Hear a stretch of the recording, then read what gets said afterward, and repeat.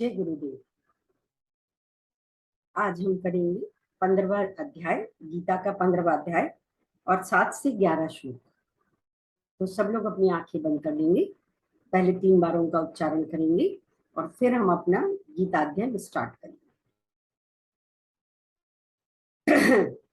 दोनों हथेलियां खुली घुटनों पर, आंखें बंद, एक लंबी गहरी सांस लें और जाने दें। एक और सांस लें, सांस छोड़ते छोड़ते ओम का उच्चारण। ओ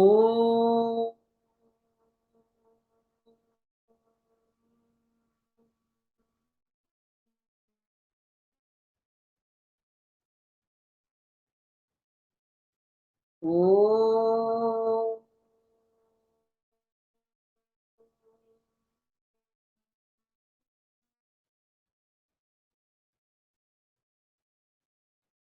ओ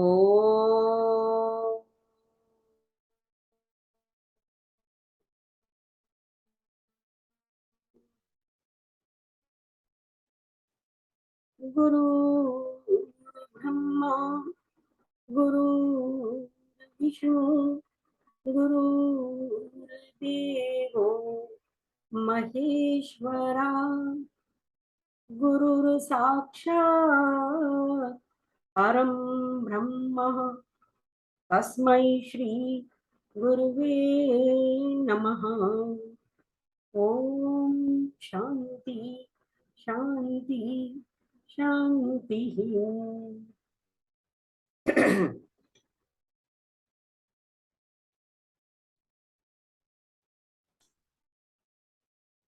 सात से 10 श्लोकों में आत्मा ब्रह्मांड में भी है और छोटे से छोटे परमाणु में भी है, पानी की बूंद में भी है।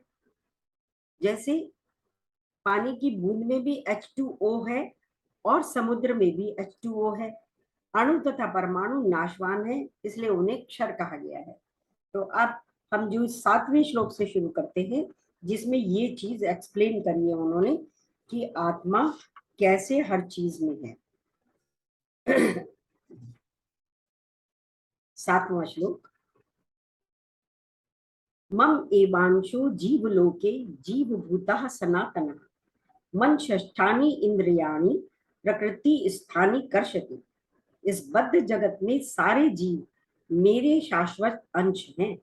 बद्ध जीवन के कारण वे 6 इंद्रियों से घोर संघर्ष कर रहे हैं, जिनमें मन भी सम्मिलित है। In English, a portion of my eternal self, having become a being in living world, abiding in prakriti matter, attracts the senses with mind as the sixth. इस 15वां अध्याय के श्लोक नंबर 7 से 11 में कृष्ण जी व्यक्ति की उत्पत्ति पर प्रकाश डालते हैं।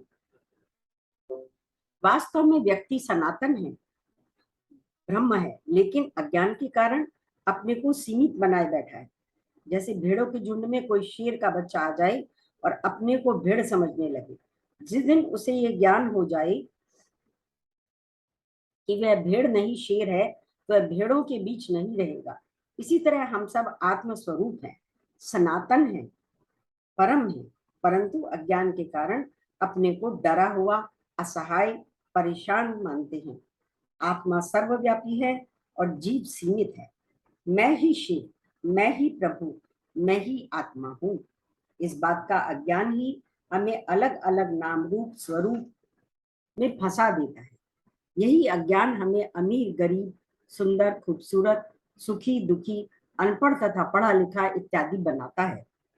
सूरज स्वयं भू है, परंतु पानी के संयोग से गंदा, साफ, मटमैला, सीमित, आता जाता इत्यादि भासता है। जब पानी अगर गंदा हो तो सूरज का प्रतिबिंब उसमें गंदा महसूस होता है, मटमैला महसूस होता है। इसी तरह आत्मा भी स्वयं भू है।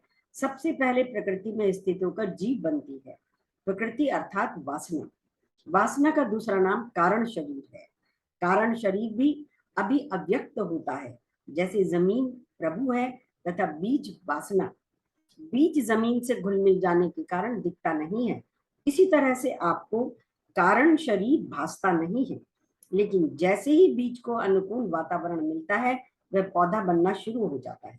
ऐसे ही हमारी वासनाओं को अनुकूल माहौल मिलता है तो सूक्ष्म शरीर धारण करके मन में कामनाएं, इच्छाएं, विचार आने लगते हैं।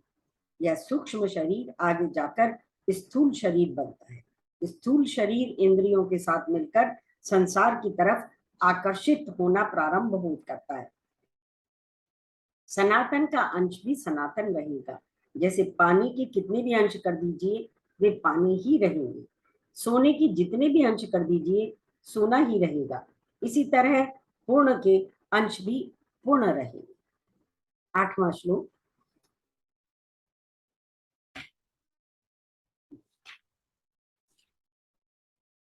शरीरम यत् अवाप्नोति यच्च अपि उत्क्रामति ईश्वरः गृहीत्वा एतानि संयाति वायु गंधान इव आशयात्। इस संसार में जीव अपनी देहात्म बुद्धि को एक शरीर से दूसरे शरीर में उसी तरह ले जाता है जिस तरह वायु सुगंधी को ले जाता है। इस प्रकार वह एक शरीर धारण करता है और फिर इसे त्याग कर दूसरा शरीर धारण करता है। In English, when the Lord acquires a body and also when he leaves it, he takes these and goes as wind carries the scent from their seat. जैसे गंध एक फूल की गंध को वायु बहाकर ले जाता है, इसी तरह से एक शरीर को, जो हमारा शरीर है, वो सुगंध के जैसे दूसरा शरीर धारण कर लेता है, कारण शरीर जाकर दूसरा शरीर धारण कर लेता है। आत्मा सर्वव्यापी है, इसलिए जो सर्वव्यापी है वे एक जगह से दूसरी जगह नहीं जा सकता।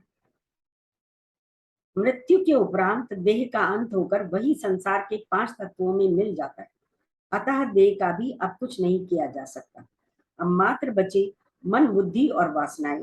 ये सूक्ष्म शरीर तथा कारण शरीर मृत्यु के उपरांत एक स्थूल शरीर को त्याग कर दूसरा स्थूल शरीर धारण कर लेते हैं। संस्कृत में वासना का एक अर्थ वास अर्थात गंध भी है। आपकी सुगंध वाली वासना हो तो माहौल में एक शुद्धता रहती है, और दुर्गंध वाला व्यक्तित्व हो तो आप खुद ही विचार कर लीजिए कैसा माहौल हो जाएगा। इस श्लोक में ईश्वर शब्द को आत्मा के भाव से भी देख सकते हैं। ईश्वर का एक अर्थ कई टीकाकारों ने संपूर्ण वासनाओं से भी लिया है। संपूर्ण वासनाएं अर्थात महत।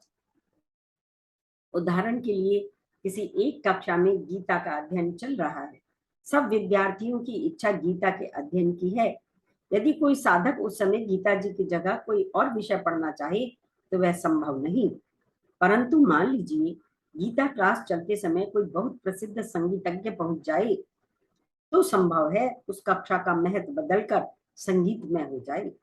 इसी कारण बहुत बार हमारी अपनी इच्छा इतनी नहीं होती, परंतु महत्व इतना प्रबल हो जाता है कि आप अपनी इच्छा को छोड़कर उस माहौल में रम जाते हैं। परंतु यदि आपकी इच्छा वासना बहुत प्रबल है तो आप ईश्वर अर्थात संपूर्ण वासना को भी बदल देते हो। श्लोक नंबर 9। श्रोत्रम चक्षुः स्पर्शं च रसनं घ्राणम् एव च अधिष्ठाय मनश्चायं विषयानु सेवते। इस प्रकार दूसरा स्थूल शरीर धारण करके जीव विशेष प्रकार का कान, आंख, जीभ, नाक तथा स्पर्श इंद्रिय त्वचा प्राप्त करता है, जो मन के चारों ओर संपुजित है। इस प्रकार वह इंद्रिय विषयों के एक विशिष्ट समुच्चय का भोग करता है। In English, presiding over the ear, eye, skin, tongue, nose and also the mind, this being the objects of senses. Sanskrit भाषा का शब्द अयम व्यक्तिवाचक है। वह व्यक्ति जो जड़ तथा चेतन का मिश्रण है। आत्मा अजर, अमर, अविनाशी है तथा जीव इन सब गुणों से विपरीत है। जीवात्मा अर्थात जड़ चेतन का मिश्रण, जहां आपकी वासनाओं के प्रभाव से मन तथा इंद्रियों द्वारा संसार के अनुभवों को भोगा जाता है। आपकी वासना गीता पढ़ने की है तो आपके विचार और इच्छाएं आपकी इंद्रियों के माध्यम से यह पुस्तक पढ़ रही हैं। ये वासनाएं, विचार, इच्छाएं, शारीरिक कर्म आपको आध्यात्मिक व्यक्तित्व का चोला पहना देते हैं। उसके विपरीत यदि आपकी वासना अखबार पढ़ने की है तो आपको बौद्धिक व्यक्तित्व बना देती है। यदि आपकी वासना परिवार के साथ मिल बैठकर बातें करने की है तो आपको भावुक व्यक्ति बना देती है। इसी तरह खाने पीने की वासना शारीरिक व्यक्ति बना देती है। कोई भी मनुष्य 100% शारीरिक, मानसिक, बौद्धिक तथा आध्यात्मिक व्यक्तित्व नहीं है, अपितु इन चारों का मिश्रण है। विषय अर्थात इंद्रियों की भूख। आंख का विषय दृश्य है, कान का विषय शब्द, जीभ का विषय स्वाद, नाक का गंध तथा त्वचा का स्पर्श। अधिकतर जनमानस इन विषय भोगों में इतने मस्त हो जाते हैं कि इन विषयों को ही अपना भगवान बनाकर सारा जीवन इन्हीं की पूजा अर्चना, प्रार्थना इत्यादि करने लगते हैं। यदि अध्यात्म नहीं समझ सकते हैं तो व्याकरण पर ही विचार कर लीजिए। विषय शब्द में ही विष का वास है।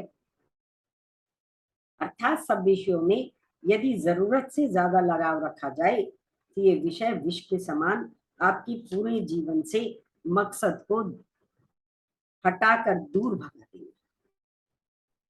10वां श्लोक। उत्क्रामंतम स्थितम वा अपि भुंजानम वा गुणान्वितम विमूढ़ा नानुपश्यन्ति पश्यन्ति ज्ञान चक्षुषा। मूर्ख ना तो समझ पाते हैं कि जीव किस प्रकार अपना शरीर त्याग सकता है, ना ही वे ये समझ पाते हैं कि प्रकृति के गुणों के अधीन वह किस तरह के शरीर का भोग करता है। लेकिन जिसकी आंखें ज्ञान में प्रशिक्षित होती हैं वह यह सब देख सकता है। In English, this being departing or dwelling or enjoying united with the gunas, qualities deluded do not perceive, those with the eye of wisdom see। इस श्लोक में कृष्ण जी बताते हैं कि जो विमूढ़ है वह परम को न देखकर विषयों को देखता है, परंतु जिसमें ज्ञान चक्षु है वह विषयों को देखते हुए भी उसके आधार को देखता है। केन उपनिषद कहता है, वह कौन है जो आपकी आंखों के पीछे आपको दिखाता है? वह कौन है जो सब इंद्रियों, मन, बुद्धि तथा वासनाओं से भी परे सूक्ष्म तथा इन सब का भी आधार है? प्रश्न उठता है, ज्ञान चक्षु प्राप्त कैसे होते हैं? शास्त्रों के अनुसार ज्ञान चक्षु प्राप्त करने का माध्यम विद्या तथा विनय है।